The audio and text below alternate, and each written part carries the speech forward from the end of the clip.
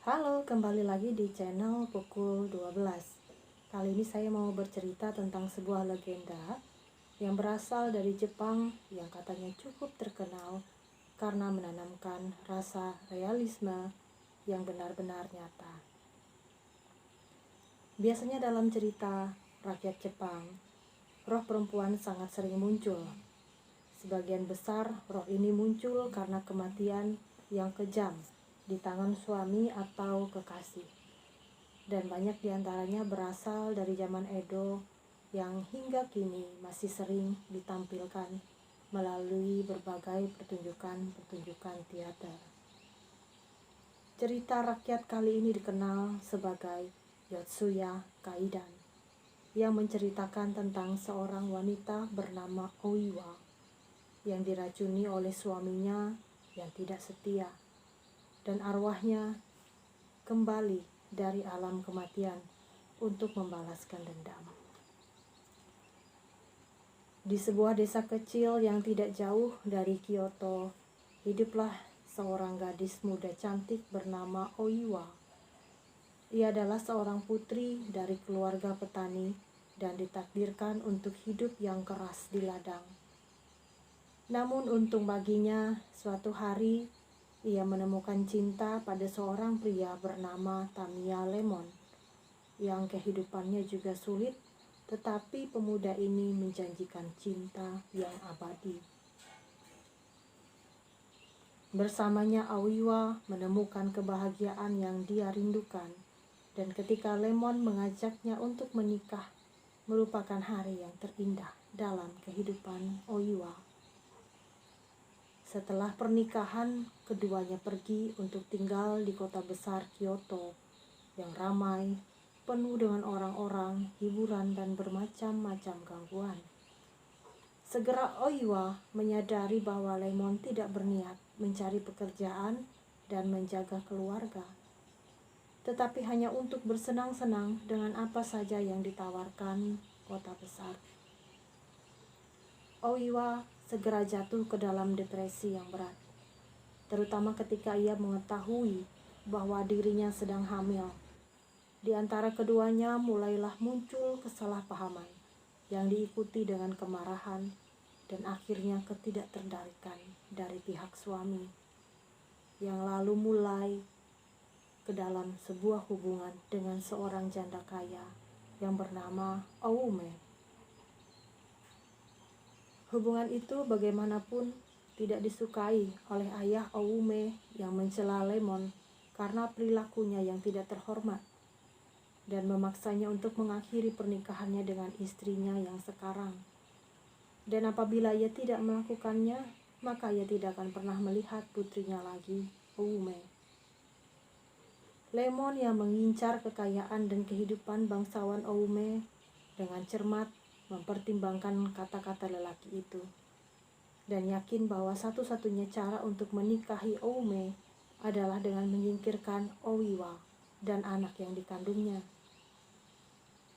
Oiwa yang bahkan tidak menyadari pengkhianatannya menghibur dirinya sendiri di rumah dengan mempersiapkan segala sesuatu yang diperlukan untuk kelahiran putranya. Tetapi suatu malam, Lemon menuangkan racun yang kuat ke piring istrinya dan Oiwa pingsan karena kejang dan kesakitan yang menyiksa. Racun yang digunakan oleh Lemon sangat kuat sehingga merusak wajah cantik gadis itu dan akhirnya membuat ia kehilangan kesadarannya. Yakin bahwa Oiwa telah meninggal, pria itu mengangkatnya dari tanah dan membaringkannya di tempat tidur. Sudah memikirkan cara bagaimana membenarkan kematiannya, ia memanggil dokter untuk memastikan kematian dan menemukan kecelakaan yang mengatakan bahwa istrinya secara tidak sengaja meminum cairan pupuk yang dipersiapkannya untuk menyuburkan ladang. Namun, Oiwa yang malang itu bangun keesokan harinya dengan selamat, meskipun dengan wajah yang rusak dan kehilangan bayi yang dimilikinya di dalam rahim. Untungnya bagi Lemon, istrinya itu tidak ingat apapun tentang keracunannya. Namun ia sangat cemas memikirkan Oiwa mendapatkan ingatannya kembali. maka ia memikirkan metode lain untuk menyingkirkannya. Suatu malam ia membawa Oiwa keluar untuk berjalan-jalan dan keduanya berhenti di dekat tebing. Lemon melihat sekelilingnya dan ketika menurutnya tidak ada orang yang melihat, ia mendorong Oiwa ke bawah yang membuatnya terbunuh seketika. Tidak lama kemudian Lemon meminta Aume untuk menikah dengannya. Malam sebelum hari pernikahan, Lemon terbangun oleh suara tawa yang jahat dan menyadari bahwa lampu yang ia miliki di dekat tempat tidurnya berubah tampilan. Lemon memandangnya dengan rasa ingin tahu, dan tiba-tiba nyala api membentuk wajah cacat Oiwa. Pria itu ketakutan, melompat berdiri dan dengan jelas mendengar kata pengkhianat bergaung di udara. Dengan sebatang tongkat ia menebas api yang menampilkan wajah Oiwa, dan segera gambaran mengerikan itu lenyap dan cahaya kembali menjadi seperti biasanya. Keesokan harinya, Lemon dan Ueme menikah. Tetapi pada malam yang sama, di rumah mempelai wanita, ia mendengar tawa jahat itu lagi. Dan ketika ia menoleh untuk melihat Aume, dia malah melihat wajah Oiwa mendesiskan kata pengkhianat. Takut akan penglihatannya itu, Lemon menghunus pedangnya dan memenggal kepala Oiwa. Tetapi kemudian ia menyadari dengan ngeri bahwa pada kenyataannya, kepala yang berguling ke tanah adalah kepala Aume, istri barunya. Sekali lagi, di kejauhan dia mendengar suara tawa yang mengolok-olok. Sadar telah membunuh istrinya, Lemon melarikan diri dan pergi berlindung di rumah pertamanya yang dulu ia tempati dengan Oiwa.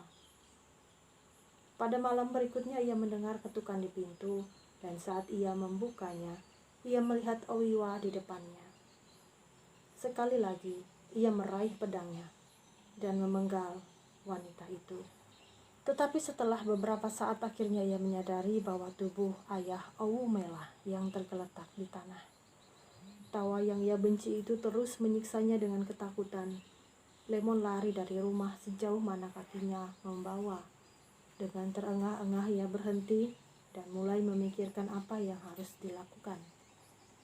Tidak ia sadari bahwa ia telah mencapai tebing. Tebing yang sama tempat dia mendorong Oiwa. Lemon mendekati tebing dan melihat ke bawah. Di sana ada tubuh yang tidak bisa ia lihat, tapi ia terlalu takut untuk mengetahuinya. Ia kemudian mengambil satu langkah, lalu satu langkah lagi, dan akhirnya melemparkan dirinya ke dalam kehampaan. Beberapa pejalan kaki yang melihat kejadian itu berkata bahwa mereka melihat dua orang jatuh, seorang pria dan seorang wanita, tepat di belakangnya. Mereka juga mengatakan bahwa tawa menyeramkan wanita itu menggema di udara. Teman-teman, begitulah cerita mengenai Oiwa yang berasal dari Jepang. Kita bertemu lagi dalam cerita selanjutnya. Bye.